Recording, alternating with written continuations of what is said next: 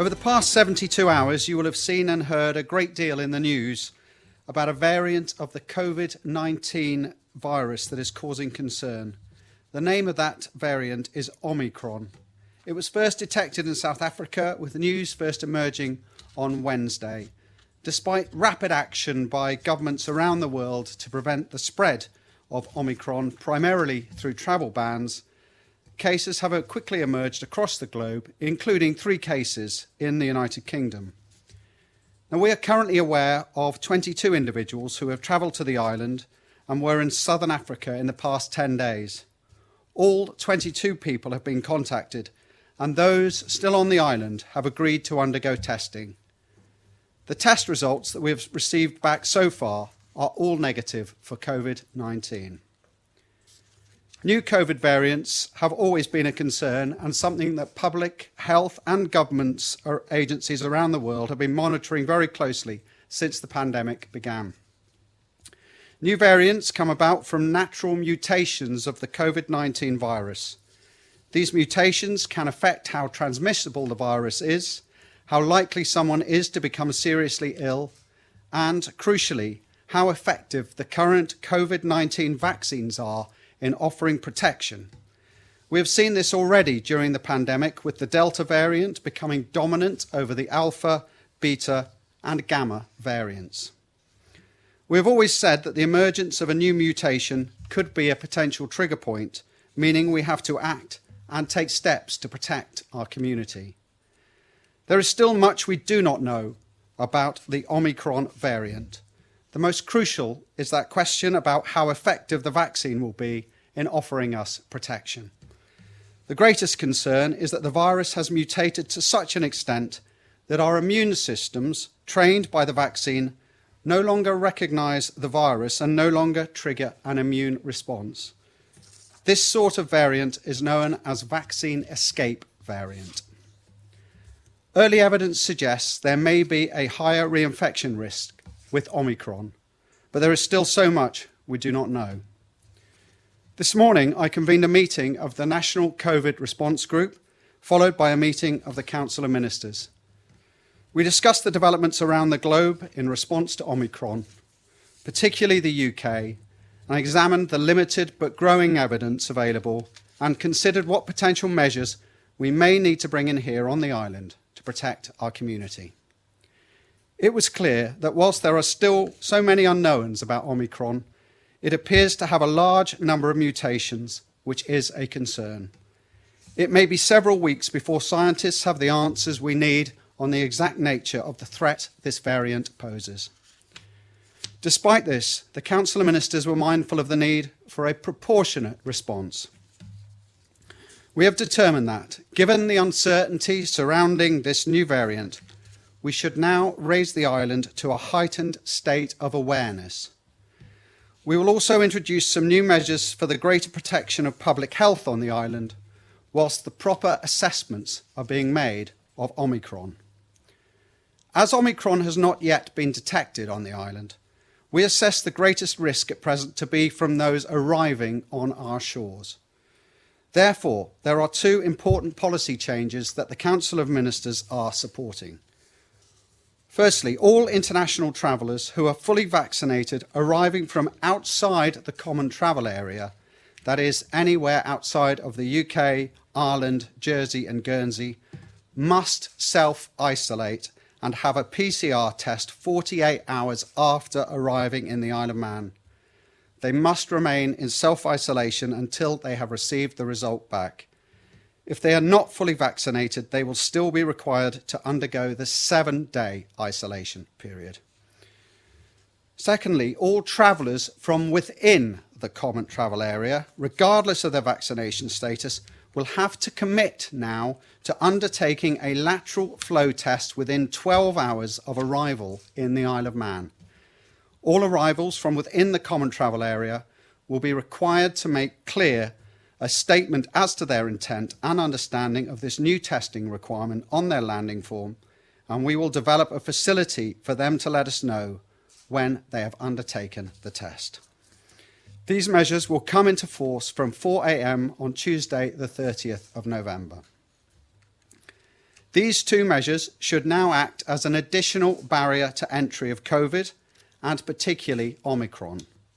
But we must now also take further measures as a community to help mitigate against unwarranted effects, as it remains likely that Omicron will arrive on the island sooner rather than later.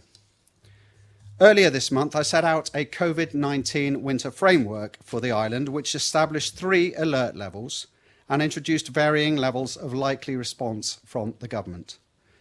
I am today confirming that we are raising our status under this framework from level 1 to alert level 2. This means that we are asking and increasing national mitigations.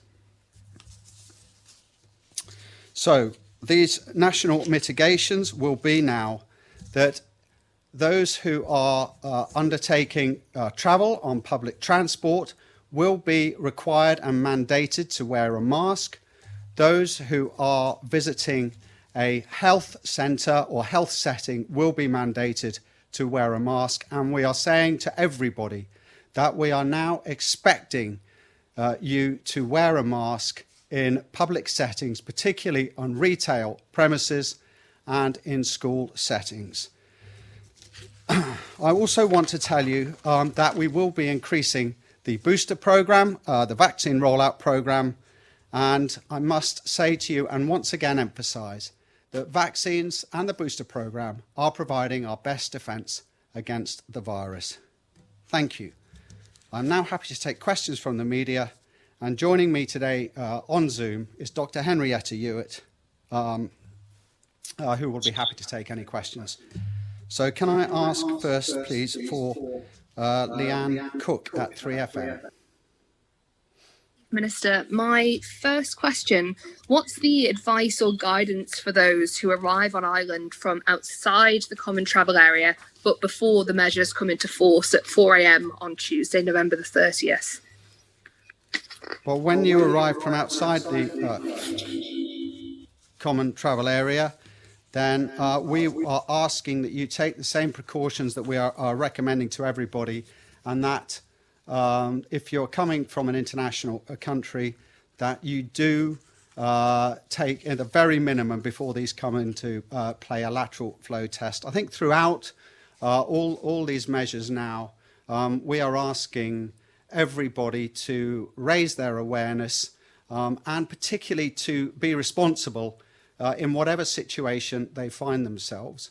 I refer particularly to the lateral flow tests now as being a major support crutch, if you like, to ensuring that people are looking after themselves and are making sure that they themselves are aware whether they are carrying COVID. And I'm also asking now, particularly with the winter party season fast approaching, that people now do take a level of responsibility with lateral flow tests in terms of testing themselves when they know that they are going out into group settings or going out with colleagues or friends into settings where there are large groups of other people, and also to use the lateral flow devices within a few days of attending such settings as well.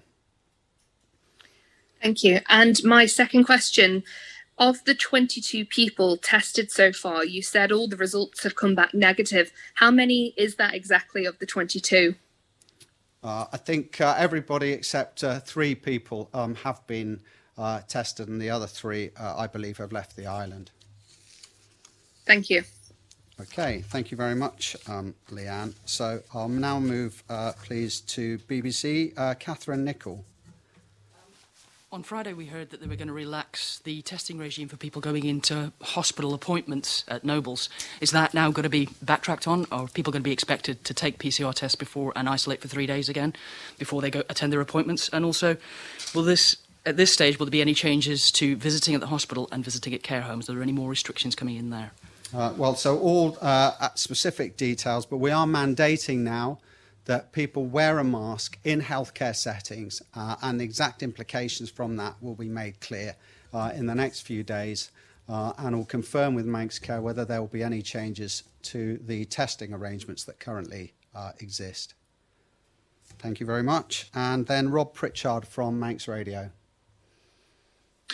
That's to my Chief Minister. Just for clarity, a two-pronged question to start with. You say it would be immediate isolation for anyone who's suspected or confirmed to have the Omicron variant. First off, how do you suspect someone has that variant? And also, how are you going to isolate them effectively, given the fact that government and public health have previously stated repeatedly that the likes of sequencing can take around 7 days to complete? So, well, I mean, we just use that word suspected if indeed we believe there is any reason for us to be on a heightened alert with the particular individual. And we are looking now at speeding up the PCR test result program so that the PCR analysis that's actually taking place on the Isle of Man, we hope within the next few days should actually be able to identify the Omicron variant. And therefore, this sort of length of time that you were talking about shouldn't apply. And I also want to be clear now that anybody who tests positive for this new variant will immediately have to self-isolate, as will their household have to self-isolate. Okay, and you mentioned that it's expected to wear a mask in public settings, including schools, but why has that not been possibly mandated in schools when the likes of the public health surveillance reports keep stating each week that the largest number of confirmed cases continue to be in either the 10 to 14 age group or the 15 to 19 age group? So, you know, we want to work with the community to ensure that people take the right levels of responsibility. Julie Edge, the Education Minister, will be on the radio tomorrow morning explaining in a little more detail how she envisages the expectation level now to work in our schools. But I think it is important that we try and work together as a community. I've always said that full legal enforcement is a last resort for the government. Today's messaging is about raising the awareness now of this increased threat. It is about protecting our entry points where we see the most or the biggest level of threat coming from an exposure.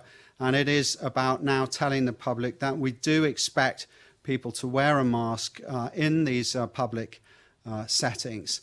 And there is some work to do now as we move forward in the next few days with business, particularly with retail premises, but also with the school setting as well, to make sure that everybody is adhering and fulfilling what we want, which is really to try and mitigate as much as possible now the opportunity for this new variant to spread within the community. And when you mentioned the lateral flow test for those who travel to the island from the common travel area, you speak about adhering to the rules. How are you going to make sure that people are taking those lateral flow tests? Because the data is compiled differently to PCR tests. Yeah, you're right. So people will be required to declare on their landing forms that they are aware of this requirement and that it is their intention to undertake a lateral flow test within 12 hours of arriving on the Isle of Man. And we are working as to how we can find an electronic system capable of letting us know that those individuals have in fact undertaken that lateral flow test. But to a large degree, with any of these declarations that you make on official forms, there is an element of trust that we are undertaking with the individual. And of course, if that trust is broken, then we will seek remedial measures to be able to take that individual or persons to task. How long would it take to have that system in place then to be able to effectively track people taking lateral flow tests? Well, we will have this in place in terms of the landing forms by 4 a.m. on Tuesday morning. And then we'll be working over the next few days to see how we can best enhance our follow-up measures around this. But again, you know, this is another step forward to protect the entry point for this new variant, which is the borders. So firstly, international travellers now have this mandatory requirement to self-isolate and will have to have a test 48 hours after arriving on the island, and will only be free to go once that test result is through. Secondly, those travellers coming from within the common travel area now will have to declare their understanding that they have to undertake a lateral flow device test, and we will work on the follow-up measures around that, but that declaration will be in place for 4 a.m.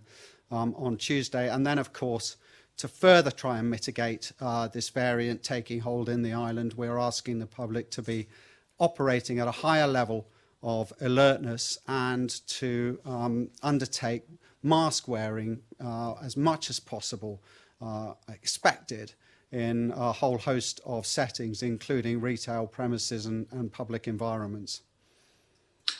Just one final query, if I may. Just with regards to booster vaccines, we've already seen the numbers of missed booster appointments. Is now not the right time to start opening up the likes of booster vaccines to more age groups for those to be able to take up those booster vaccines should they want to increase protection? Well, we've got Henrietta with us. Henrietta, I know you're sitting on the vaccination board. Would you like to take that question? All of the issues that you've just alluded to there are currently being considered by the Joint Committee on Vaccination and Immunisation, and they are very shortly going to formulate that as a recommendation. So I think we will be seeing updated guidance around the age groups and how we should work through those. Thank you. Thank you, Rob. Now, I'll go back to Leanne Cook from 3FM. Leanne, have you got a further question?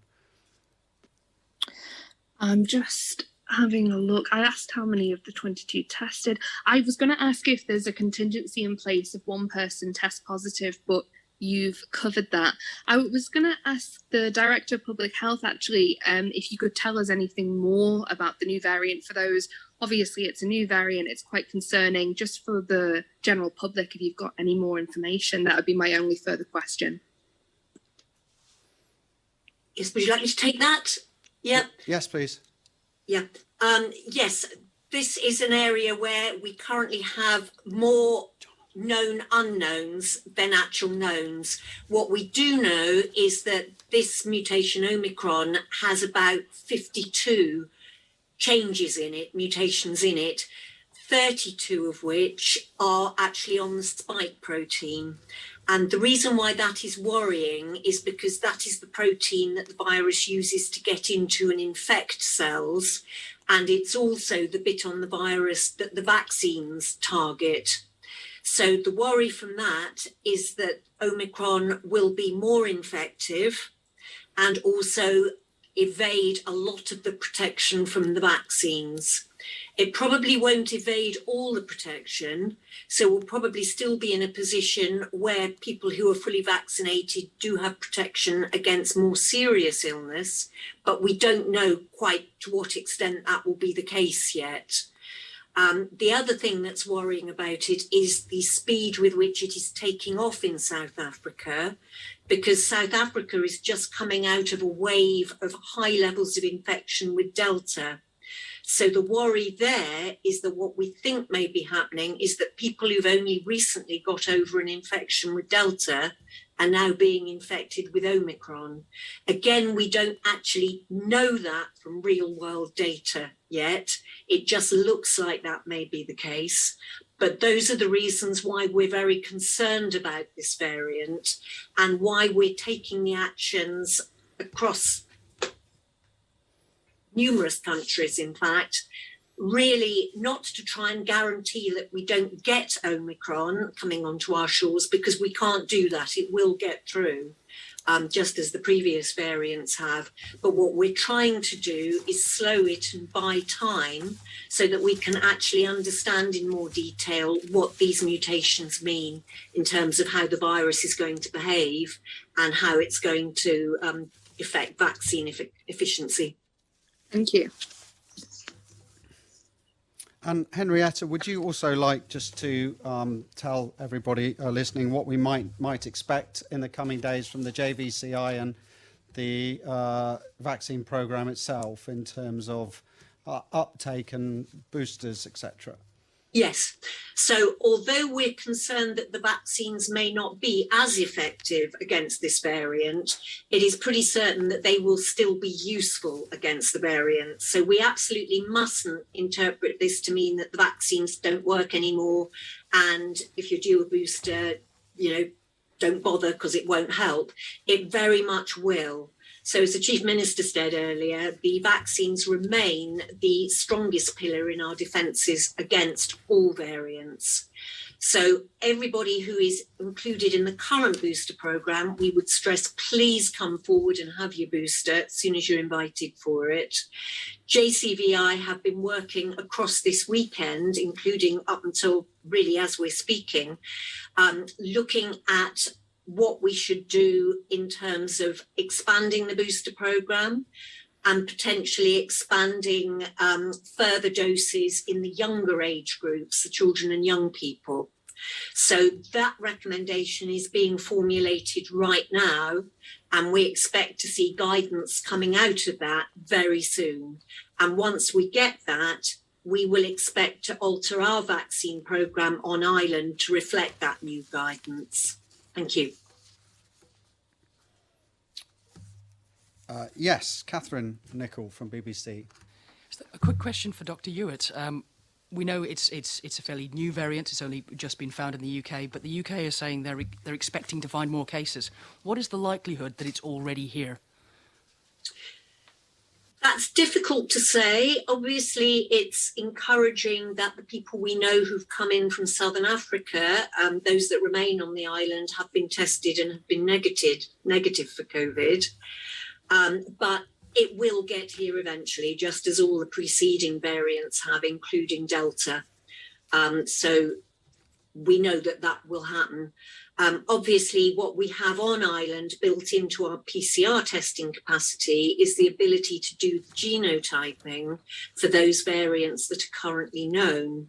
So the issue there is that if we find a positive PCR in the lab where we are not able to pick up the genotype, that actually increases the risk that may be Omicron. And obviously that's where our link into Colindale for the full sequencing becomes so valuable. Okay, is there any further questions from the press? Yes, please, Chief Minister. Just for a bit, some clarity with regarding residents travelling to the UK under the new rules. What conversations are being had with the likes of health authorities in the UK to make sure those travelling over are signposted well enough to be able to get their tests on arrival in good time? There is no mandatory requirement for travellers within the common travel area, i.e. leaving from the Isle of Man, to have a test when arriving in the UK. We have simply changed our process for people returning to the island or coming to the island from the common travel area, whereby we are asking people coming to the island to quantify and confirm to us that they understand that they must take a lateral flow test within 12 hours of arrival on our island. Just to confirm, you do not have to undertake a test if you're travelling from here to the United Kingdom or anywhere within the common travel area. Thank you. Any further questions?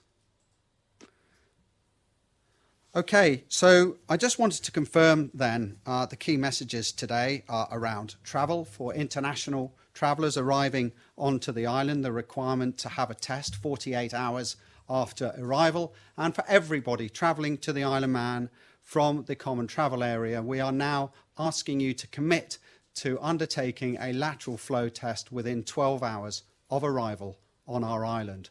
All technical details around these requirements will be published in the next few hours and day or so. I also wanted to finish by reminding you now the key messages that from 4 a.m. on Tuesday morning, it will be mandatory to wear a face covering on public transport, including on the ferry and aircraft, and in all health and social care settings. Indeed, we would ask everyone to take steps to adhere to this immediately. In other settings, particularly retail premises, shops and lifestyle settings and in schools, the government is now expecting everyone to wear a mask. We do not want to make The non-wearing of masks is a criminal offence, but we will legislate further if we need to. For now, we ask everyone to wear them in these indoor public settings. Like the UK, we will not at this stage be insisting on further measures in hospitality. And of course, level 2 means we are asking everyone to increase their use of lateral flow tests, especially before attending events or gatherings. Finally, there will be a change in our position around positive PCR test results that are suspected or confirmed as Omicron. In these instances, the whole household must immediately isolate for 10 days. Overall, these measures are proportionate, realistic, and targeted to identify and mitigate against Omicron until we know more about the variant, which I hope we will in the next 3 to 4 weeks. It is my hope that these measures will be successful and that the island will work together as a community to undertake the right level of preventative measures to mitigate against the rapid spread of this variant. However, we are prepared to go further and harder with legally enforceable measures if they are needed for the greater protection of public health. There will be more on this in the coming days, but the message is simple. Please take up the offer of a vaccine or booster when you are contacted. It is the best step that you can take to protect yourself, protect your loved ones, and protect your community. Be aware of others. Take sensible precautions. If you're going out, please take a lateral flow test. And in the days afterwards, please, again, take a lateral flow test. Thank you very much indeed for listening tonight. And I look forward to speaking to you again in the near future. Thank you.